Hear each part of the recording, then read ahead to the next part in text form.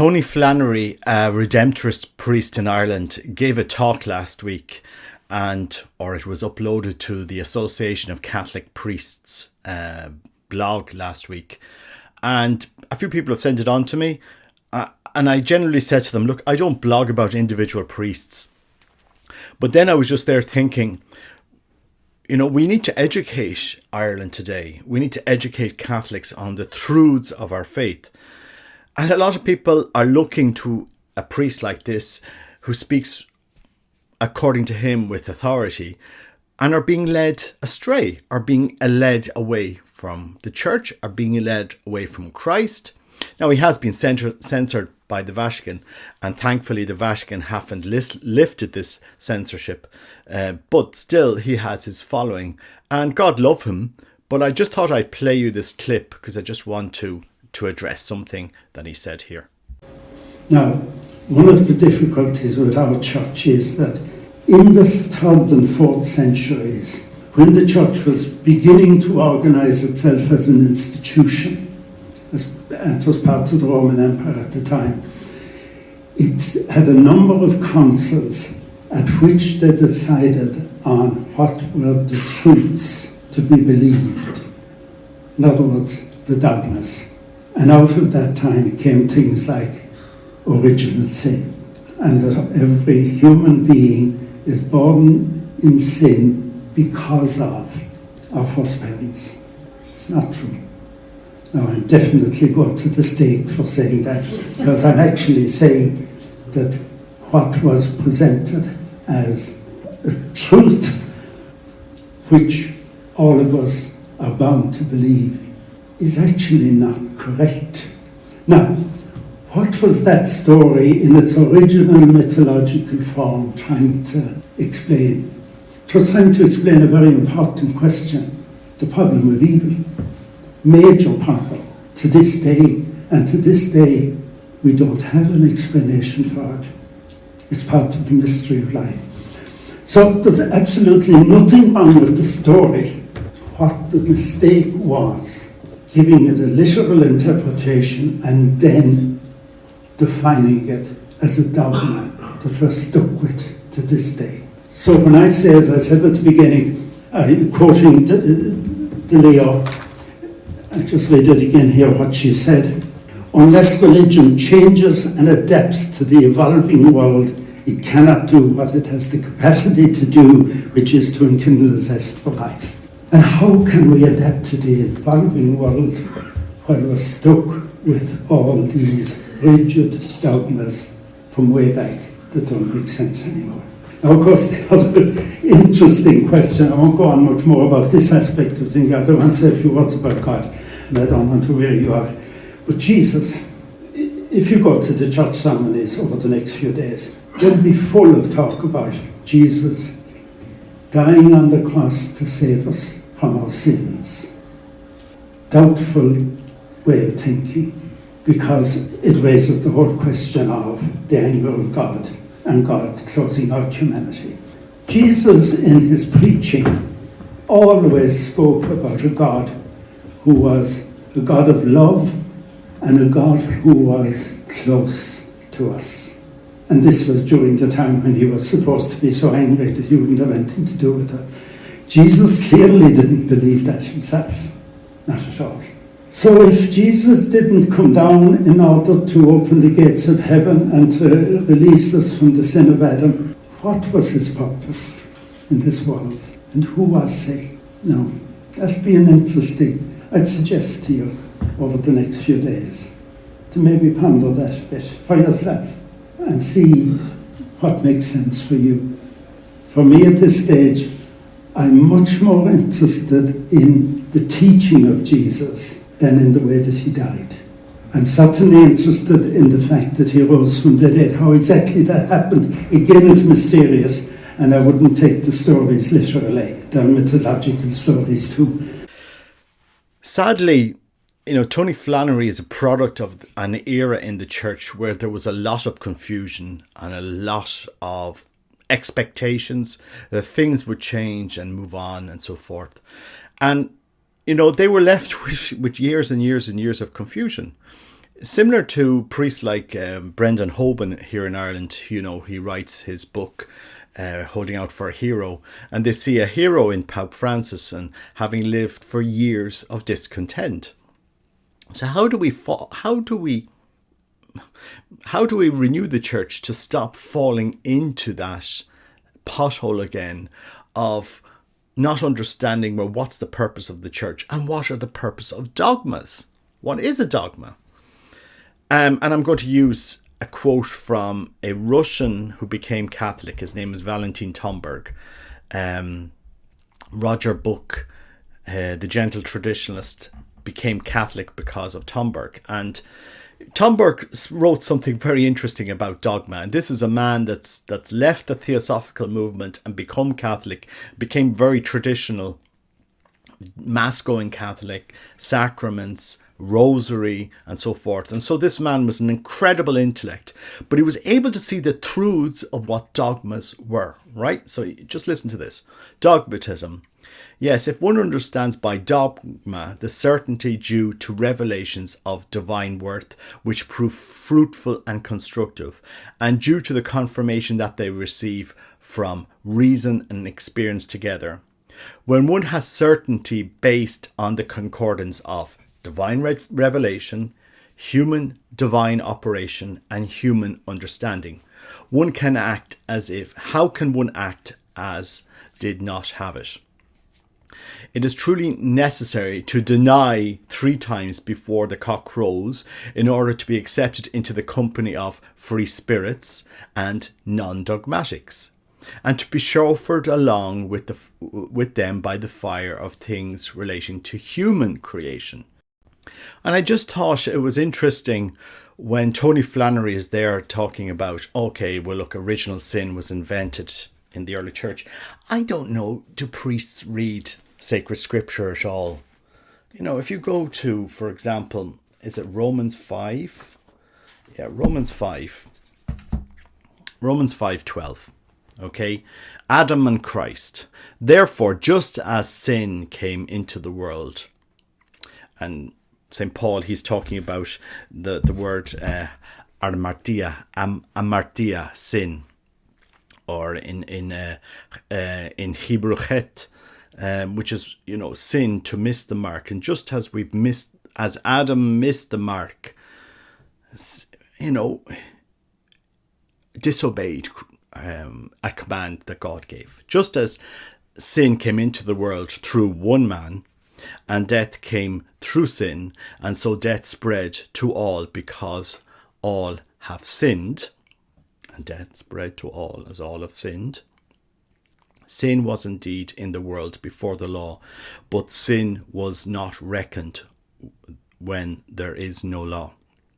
Yet death exercised dominion from Adam to Moses, even over those whose sins were not like the transgression of Adam, who is a type of the one who was to come. Now that's St. Paul speaking in Romans 5:12. You can just go and read it onwards. And when St. Paul had his conversion and he goes into the desert, he's pondering everything that he's received. You have divine revelation, divine human operation, and human understanding. It wasn't like St. Paul is inventing all of this. There is the action of the Holy Spirit in us. There is the action of Christ in us. And Christ came to reveal truths. We call them dogmas, but they are truths. They're divine truths that we need to navigate around. I mean, you destroy the concept of original sin in the church. You destroy, for example, the dogma of Immaculate Conception. It's like a jumper. I don't like this piece in the jumper, so I'll pull it away. Well, you destroy the whole jumper. It all unravels. And that's really what Tony Flannery is doing, unraveling. And I don't believe in the resurrection. I mean, if there's one thing that is such an important event, physical event is the resurrection. You can see it in the Shroud of Turin. You can see it in the accounts in the Gospel. You can see it in the writings of Maria Valtorta. And this is really important. There is a human-divine communication between us. And this generation of priests is adrift, lost, disgruntled. And what is the result of that? Then the Spirit, Christ, can't work in their communities. They've got no vocations. The Redemptorists, sadly, in Ireland, have struggled with vocations for years. God loved them, and people know my connection to the Redemptorists, or may know my connection to Redemptorists. I dearly loved them. I admired their work. I admired their passion. I admired their faith. But guys, look at where we are in 2024. Your communities are dying because you're failing to engage a generation that is yearning for something, that is yearning for people to open up the mysteries of these dogmas. And what we're doing is we're like St. Peter. Okay, I deny divine revelation. I deny human and divine operation, and I deny human understanding. I deny all of these things. What the three aspects of dogmas that St. Paul is, for example, experiencing. These are truths you cannot deny. These are waymarkers in our spiritual journey. We cannot deny. We deny original sin. We deny the Immaculate Conception. The resurrection is a myth, and so on and so forth. And we're walking away from the experiences of saints for 2,000 years. These saints. And so what is my answer to this craziness that's gone on in the church? Well, I do encourage people to know the faith, to know the truths of the faith, to read the Catechism, read the Council of Trent Catechism, read the New Catechism, read what saints of the church knew and understood for 2,000 years. Understand the process of sanctification, of theosis, of deification. If Tony Flannery had been mentored by a good spiritual mentor for him to understand this process of sanctification, of prayer of the heart, of allowing yourself to walk through the mansions of Teresa of Avila, because Teresa of Avila walks along a path of union with God. Start here and we go along for here and here and here and here and here. And you end up united you end up in a deep union with God. It's like melting the waxes of two candles and pouring them into a glass, and then the wax hardens. You don't know which wax was you and which wax was God before this new creation happens. I'm using it as an example. But that's what God wants to do. He wants to give you life. We are children of God. That's in the gospel. When Christ appears to Mary Magdalene, I ascend to my Father and your Father. Christ elevates us to become divine, to have friendship with God. But we can't be we can't act like St. Peter during Christ's passion and deny him 3 times. Christ gave us his teachings, and these dogmas are important. These are road maps for our salvation. You cannot deny one. We are created free human beings. Free. We've been given freedom, intellect and freedom. And that can be used to unite ourselves to God or to unite ourselves with the world. And you can be lost. You can say, no, Lord, I will not believe in your teachings. No, Lord, I will refuse to believe in your dogmas. And I think, when you think of Tony Flannery, what he's doing in the church as a priest, denying original sin, well, it's like that bishop in the Amazon Synod. I never baptized anybody. I think he was a German bishop or a German-speaking bishop. I never baptized anyone. Of course not, because you're from that era of Tony Flannery. Well, why bother baptizing? There is no original sin. I don't believe in that. That's just a story in Genesis. And yet, people are failing to go into Genesis and understand the deep love of God in Genesis, in that kind of that second creation story in Genesis where, God creates Adam and Eve. That's actually an expression of God himself that so loves us. He creates something out of love so that there is this love. And it's deeply mystical and it's deeply profound.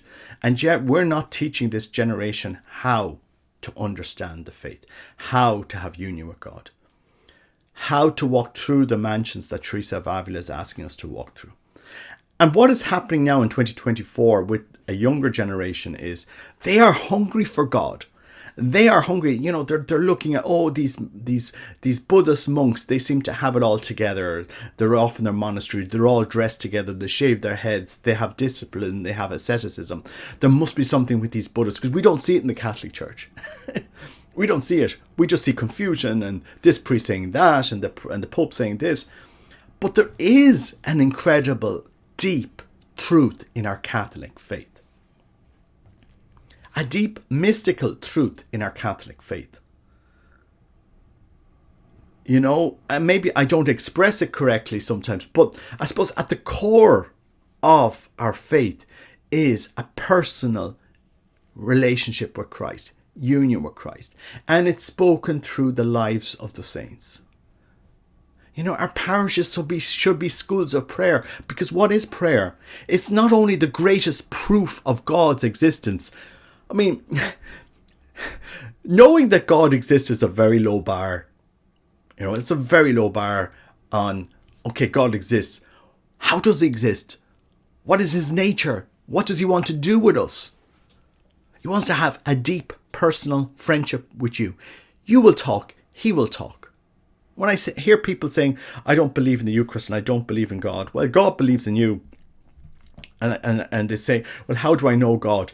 Go into the church or go into somewhere where there's adoration. Put out your arms and say, Lord, I don't believe. I'm struggling to believe. Help me believe. I want to believe. I give you my heart. Watch what God does. Watch what God does. I wish Tony Flannery could see the miracles I've seen. Literal miracles. What our Lord does. Our Lord spoke in very simple terms, in parables. He spoke in very simple terms. To be careful, we need to be careful. Don't do these things, because you could be lost if you do certain things. Do these things instead. He spoke in very simple terms that people could understand. And yet today, for some reason, we have this craziness of modernism in the church.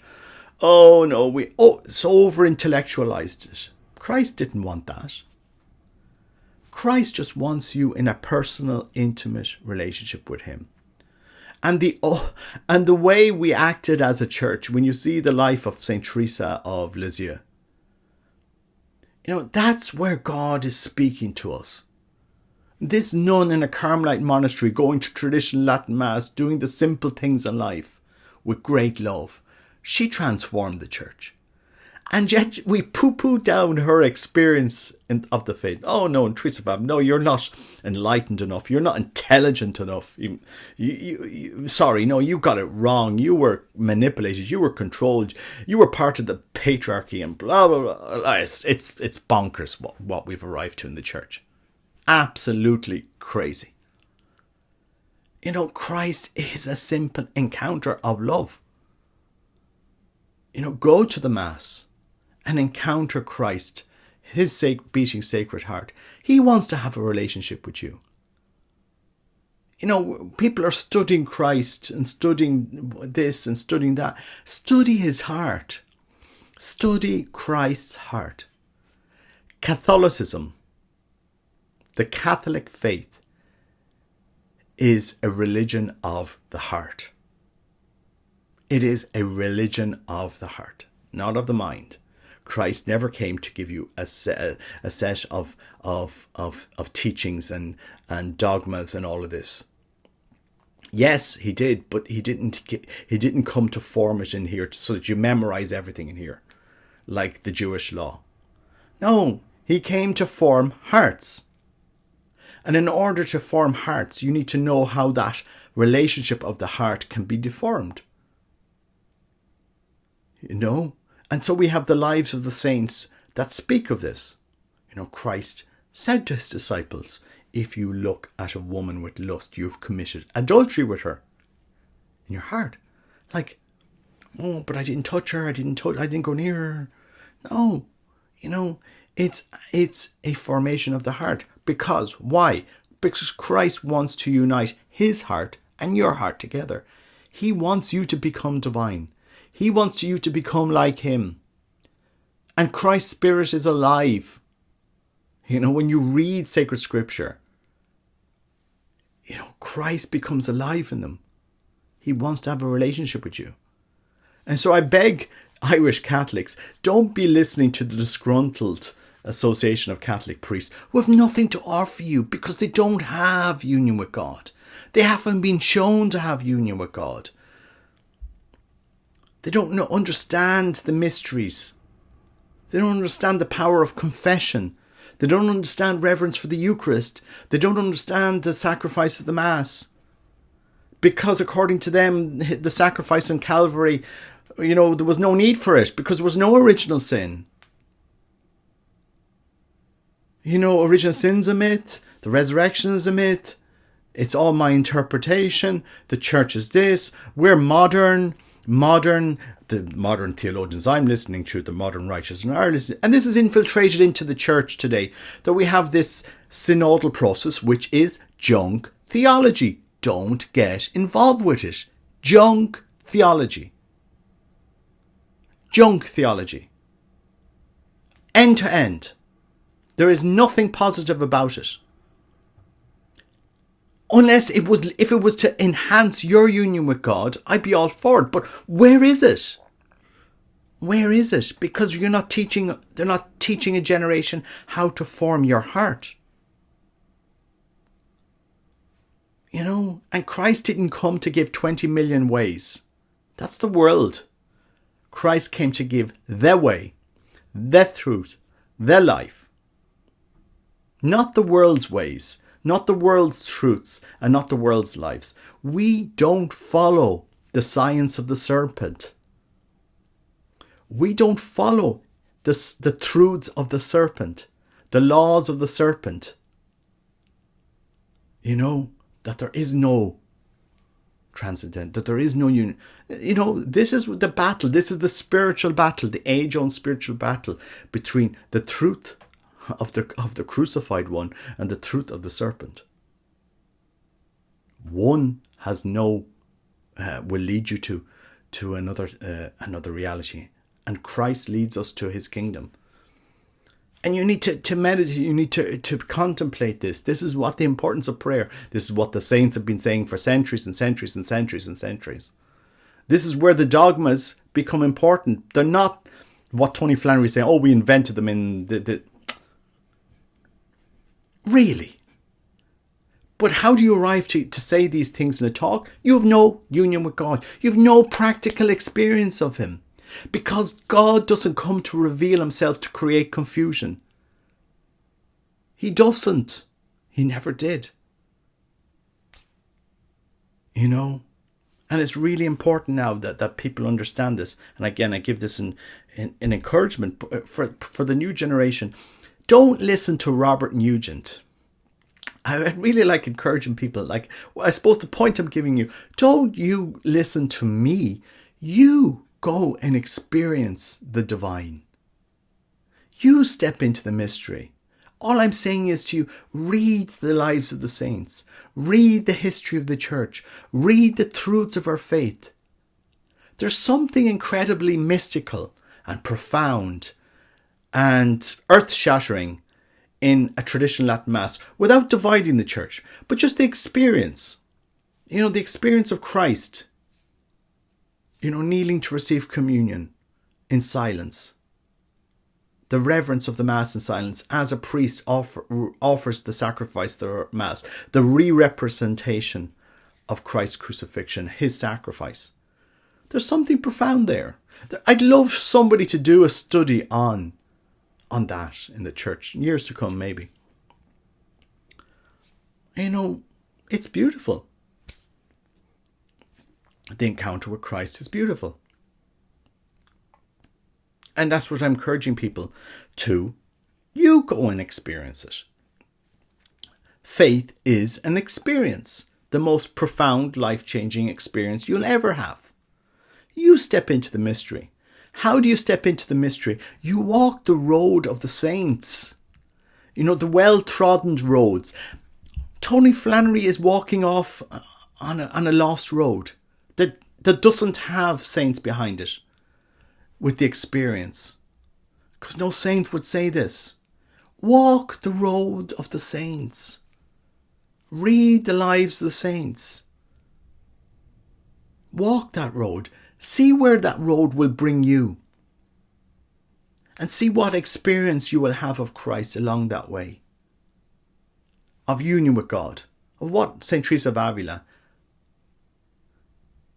Angela Foligno, the Desert Fathers, this road of the saints. That'll bring you to union with God. That'll bring you into intimate friendship with God. Walk it. Go off. Slowly. Walk it. And how do you walk the road of the saints? It's very simple. You understand what separates you from God. What is not hitting the mark. Chet. Hata. Har Martia. What is not hitting the mark? Spiritual life is like being an expert player of darts, and you want to win. The people that win in that sport, well, sport if you can call it a sport, but anyway, are the people that can hit the target exactly. And we want to be hitting. We want to be where Christ is directing us to. Not firing our arrows in the wrong direction. We need to fire arrows at Christ's heart. Learning where to enter Christ's heart, so that we can have friendship with him. And it's a friendship. It's a friendship. It's a relationship. And when you're in that friendship, you understand the truths that he's trying to reveal to us. These mysteries. It's profound. It is really profound, and that's where I'm encouraging people. Sorry this went on for a bit longer, but Irish Catholics, you need to read the lives of the saints. Go to reverent masses. Go frequently to confession. Know what separates you from God. Have personal union with God. A friendship. Christ isn't an idea. The greatest Catholics are the Catholics that have union with God. It's not the Catholics with titles or theological titles or positions in the church or ministers or popes, cardinals, bishops, although they can have it. It's there for them. The greatest Catholics are those who are Christ's friends. I call you friend. My heart is for you. I will follow your commandments, Lord. I will try to love as you loved. I will be the light in the world. I will be a light for you where I am. I will not deny you. It's incredible. And I love, that's what I like about hearing about people's. Can people explain to me, what is your relationship with God? What is God doing in your life? What does Christ do in your life? What is your relationship with his mother? You know? Because it's not some sterile 2,000-year-old sacred scripture. It's more than that. So anyway, that's my thought. So my suggestions to you, if you want to love Christ, the key is love and humility. Humility. How do you open the door of humility? Confession. Our Blessed Mother wants us to be using that sacrament. It's a powerful sacrament of forgiveness. And to encounter the body of our Lord with reverence. Kneel and receive him on the tongue. Don't listen to this modern thing. Treat our Lord with respect. Go to reverent masses. Your churches should be a place where God is treated with respect. God first. And pray for these priests, because I think they've been sold, the lies of modernism, the lies of the world. And to live your life so disgruntled. What a sad ending. God is greater than that. Anyway, God bless you. Take care. Bye-bye.